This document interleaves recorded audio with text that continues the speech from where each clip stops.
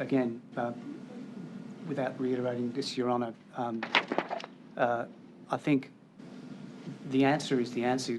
Mr Stolzer, there may be people in the community who don't like the answer, but the answer is the answer, and that is this, that choice in the reality of industrial relations relies on collective strength.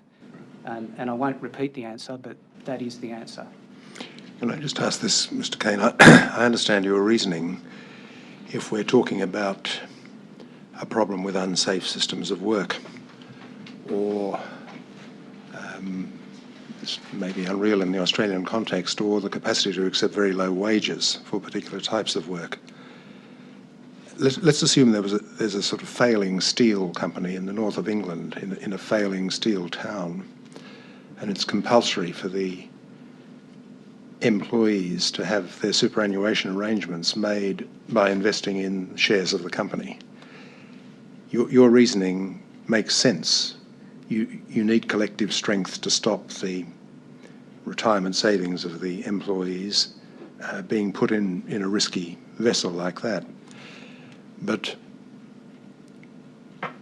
if we have a choice between TWU Super, which certainly seems to be a successful industry fund, and the possibility of an individual running his or her own superannuation fund, or entering a superannuation fund that simply tracks the stock market, or some commercial fund. The fact is, isn't it, that it is possible that an individual might be able to choose something that does better than TWU Super has done or will do in the future? Well, Your Honour, I think the answer to that question is obviously yes.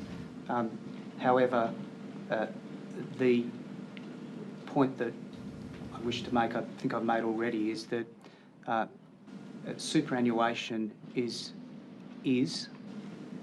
and obviously is an industrial relations issue, and it's in a sense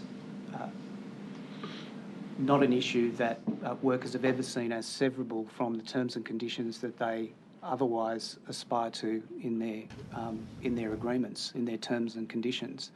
So it's an exercise of their collective strength for their terms and conditions of employment, including superannuation, including not just the quantum of superannuation, but the vehicle in which they trust as a collective that superannuation to be dealt with. I think that's the answer that we give to that proposition. But in relation to whether or not a single individual might be able to get higher returns somewhere else, well, I think obviously as a theoretical proposition, then that's correct. But in terms of the best outcome for the collective as a whole, that's the point that I'm trying to make. Yes.